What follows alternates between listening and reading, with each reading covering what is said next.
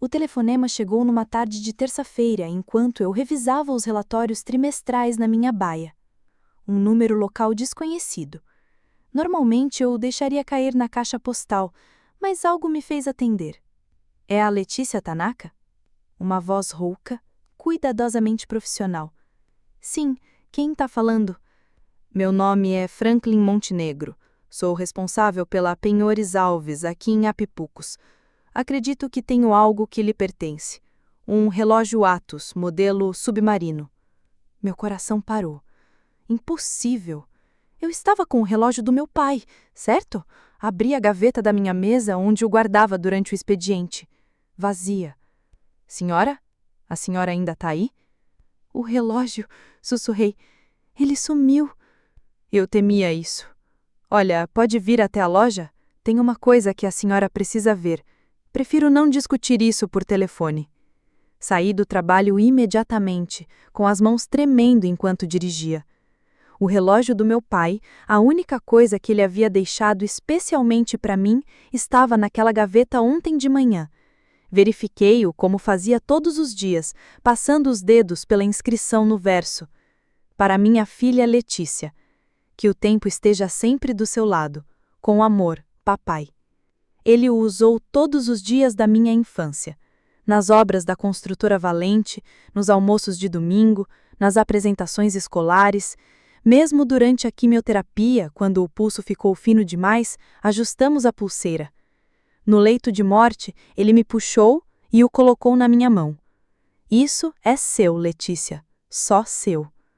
Isso foi há 3 anos. 2 anos antes de minha mãe, Glória Tanaka, se casar com o Breno e do filho dele, Davi, se mudar trazendo grandes sonhos. E um apetite enorme pelo dinheiro dos outros. A Penhores Alves ficava espremida entre um salão de beleza e uma casa de câmbio, o tipo de lugar onde o desespero tinha a CEP. Franklin Montenegro parecia o típico dono de loja de penhor, pescoço grosso, olhar desconfiado, anel de ouro no mindinho. Mas ao me ver, sua expressão foi surpreendentemente gentil. Você se parece com ele, disse. Seu pai costumava vir aqui de vez em quando. Os construtores sempre precisam de ferramentas. Ele era um dos bons. Sempre pagava os empréstimos. Nunca tentou enrolar ninguém. Franklin desapareceu nos fundos e voltou com uma caixa de couro que eu reconheci imediatamente. Isso chegou ontem. Um rapaz disse que era dele, para vender. Mas quando abri para inspecionar, ele colocou a caixa no balcão e abriu. O relógio do meu pai parecia menor do que eu me lembrava, mais vulnerável. Normalmente, eu não questiono muito se a mercadoria parece legítima, mas esse relógio, eu sabia que seu pai nunca deixaria isso escapar, então fui olhar no sistema. Seu pai penhorou esse relógio uma única vez há 15 anos. Pagou com juros em 1 mês.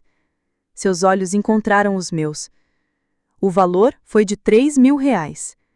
Coincidência ou não, na mesma época em que você entrou naquela escola particular chique.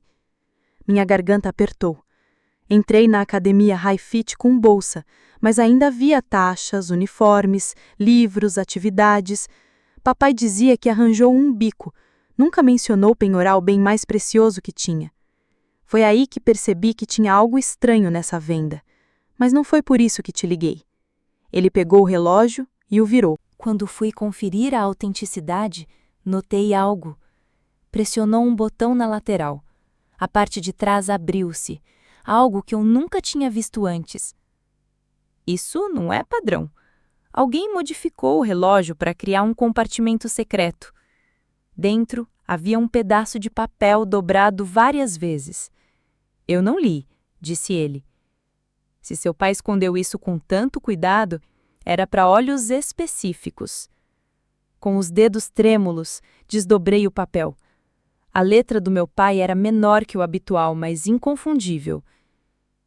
Letícia, se você está lendo isso, algo aconteceu com o relógio. Verifique o cofre do Banco Paulista, caixa 447. A chave está na minha caixa de ferramentas, dentro do nível. O relógio é seu. Mas o que está naquela caixa é o seu futuro. Não deixe ninguém dizer o contrário. Senhora? A senhora tá bem? A voz de Franklin parecia distante. Eu preciso comprar o relógio de volta. Quanto? O rapaz que trouxe devia ter uns 20 e poucos anos. Falava da startup dele de aplicativos. O Davi, claro, aceitou o pagamento em dinheiro vivo, R$ 8.500. Mas tem uma questão. Eu nunca preenchi a papelada. Tecnicamente, a transação nem aconteceu. Como assim? Estou há 30 anos nesse ramo. Reconheço coisa roubada de longe, mesmo quando o ladrão tem a chave da casa. Ele deslizou o relógio para mim sobre o balcão. Pegue. Se alguém perguntar, isso nunca esteve aqui. Eu não posso simplesmente... Seu pai me ajudou uma vez. Meu filho precisava de uma cirurgia. Eu estava com o aluguel atrasado.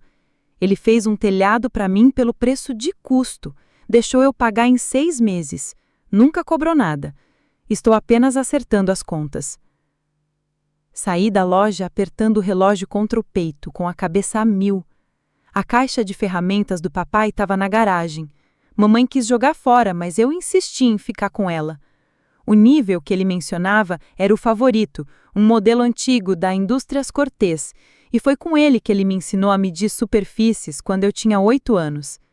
Mas antes eu tinha perguntas. Encontrei minha mãe e o Breno na cozinha, inclinados sobre um café e uns papéis que pareciam extratos bancários.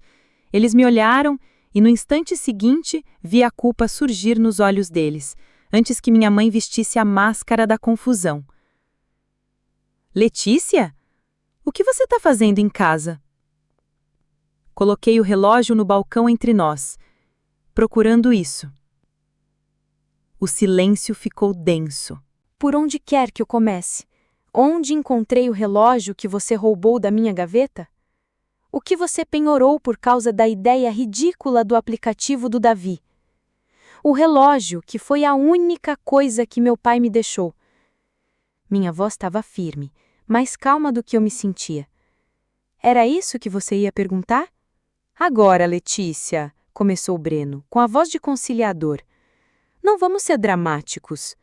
O Davi precisava de capital para o negócio dele, o terceiro, depois do food truck que não saiu do papel e do desastre com criptomoeda.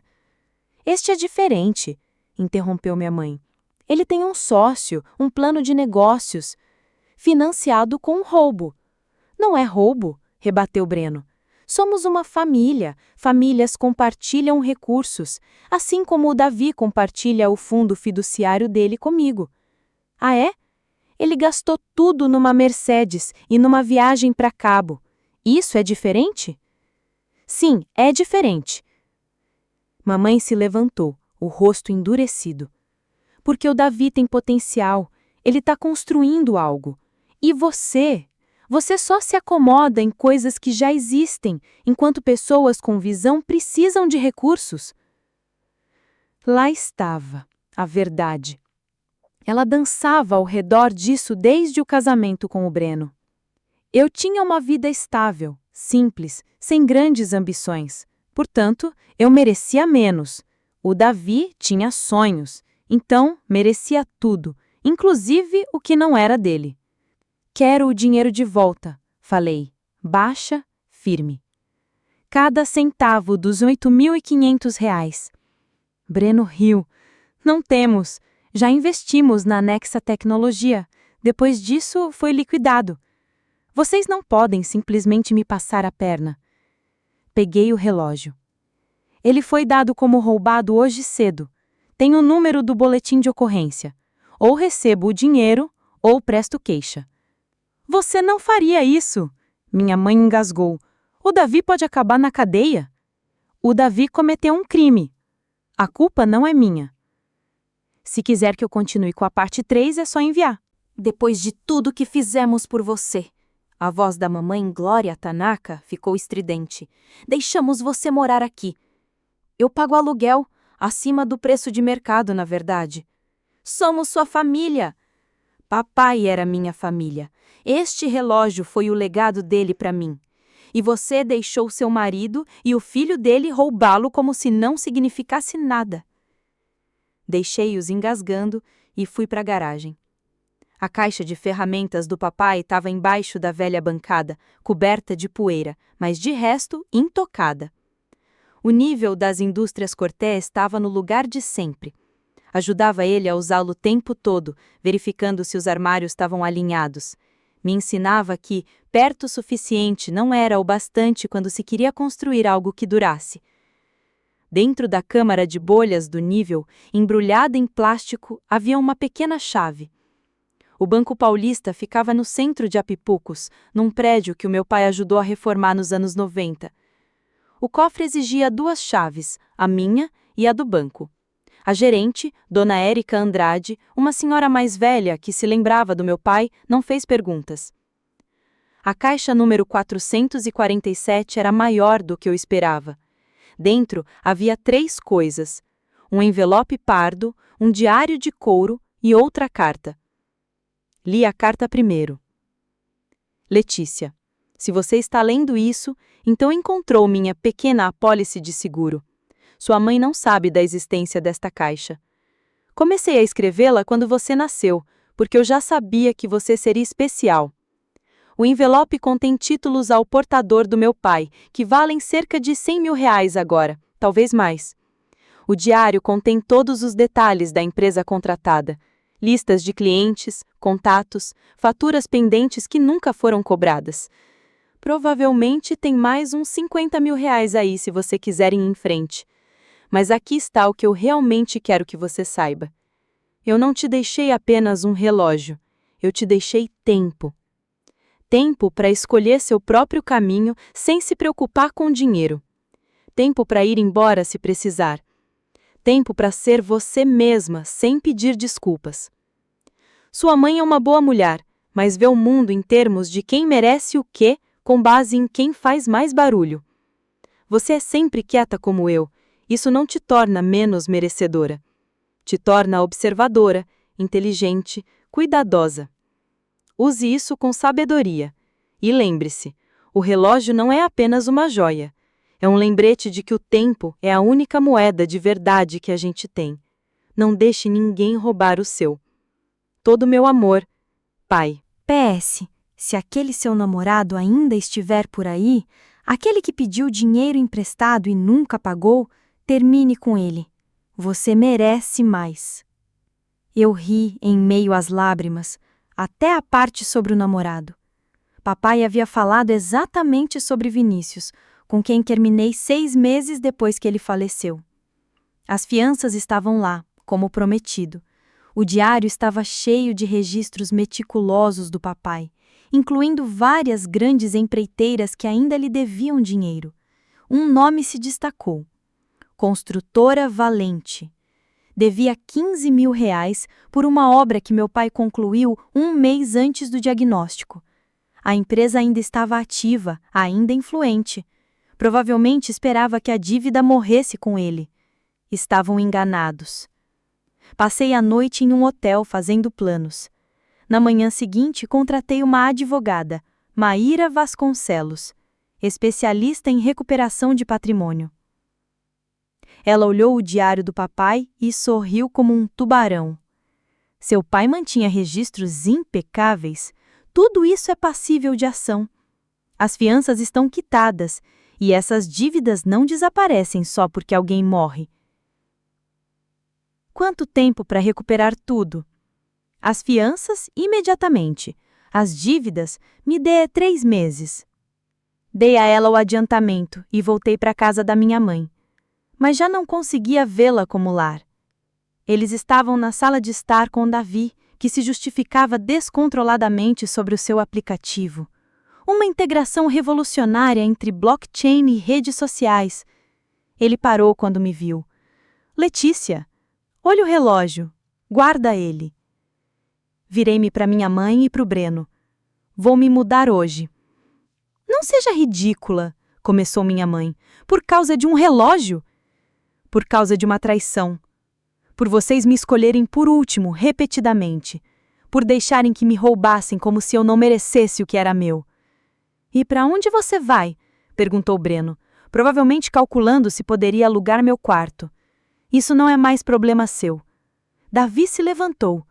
Eu te pago quando o aplicativo decolar. Não, você me paga agora.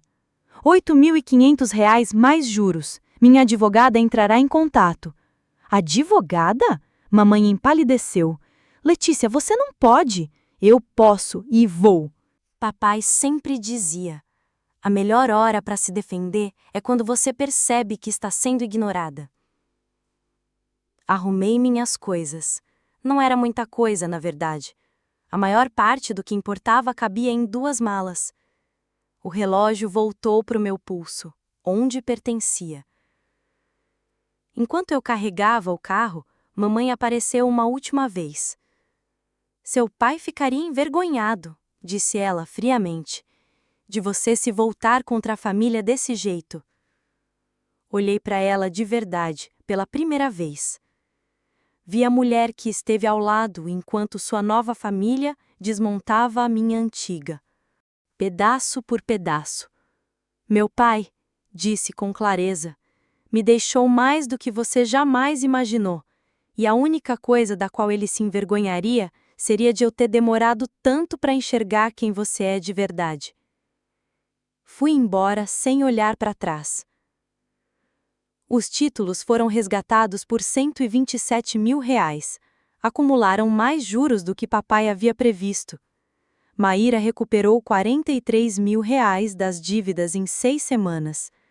A construtora Valente pagou integralmente para evitar um processo que exporia seu padrão de calote a empreiteiros. O aplicativo do Davi fracassou em 3 meses.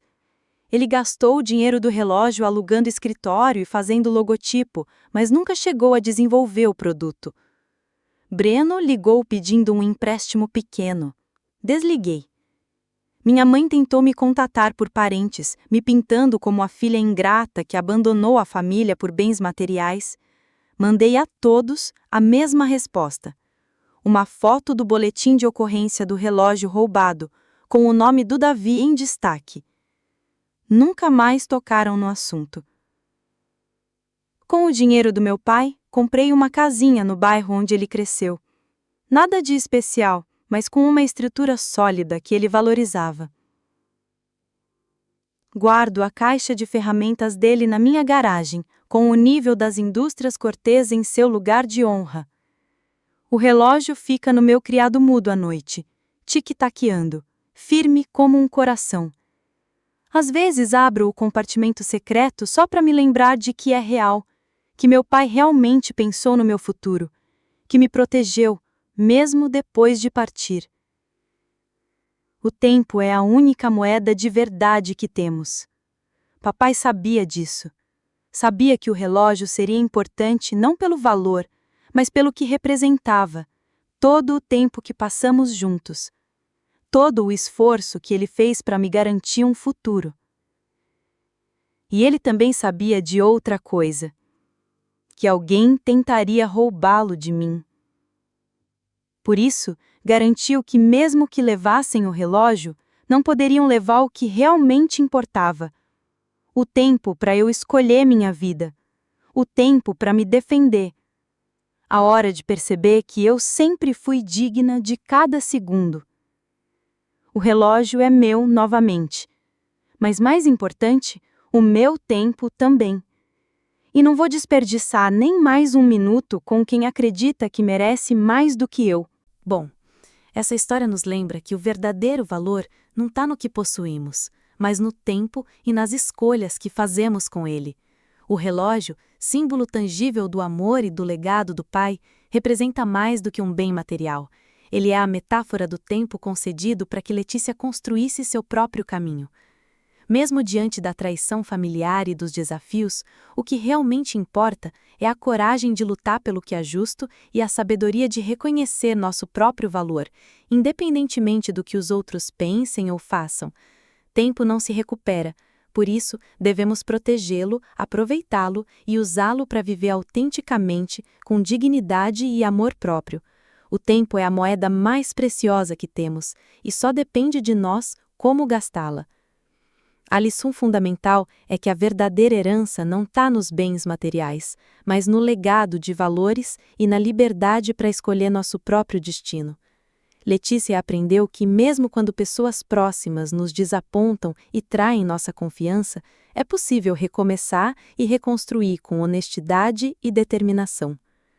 A história mostra também a importância de manter registros e cuidar do patrimônio com responsabilidade para garantir segurança no futuro. Além disso, revela o poder do tempo como recurso único e finito, que deve ser valorizado acima de tudo. Por fim, ensina que enfrentar a verdade, por mais dolorosa que seja, é o primeiro passo para a libertação e crescimento pessoal. Tempo e dignidade são inseparáveis, e proteger um é preservar o outro.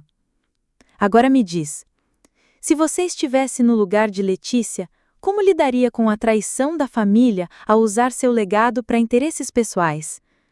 Você acredita que o tempo e as escolhas realmente definem nosso valor, ou o que temos materialmente é o que importa mais? Escreve aqui nos comentários, eu quero muito saber. E não esquece, deixa também o seu comentário com uma classificação de 1 a 10 para mostrar o quanto você gostou, porque assim eu consigo trazer mais vídeos que sejam interessantes para você. Gostou da história? Curta o vídeo para apoiar o canal e se inscreva para acompanhar mais relatos emocionantes e cheios de mistério. Vamos juntos descobrir até onde vai esse legado. Assista também ao vídeo que agora está aparecendo na sua tela. Até breve!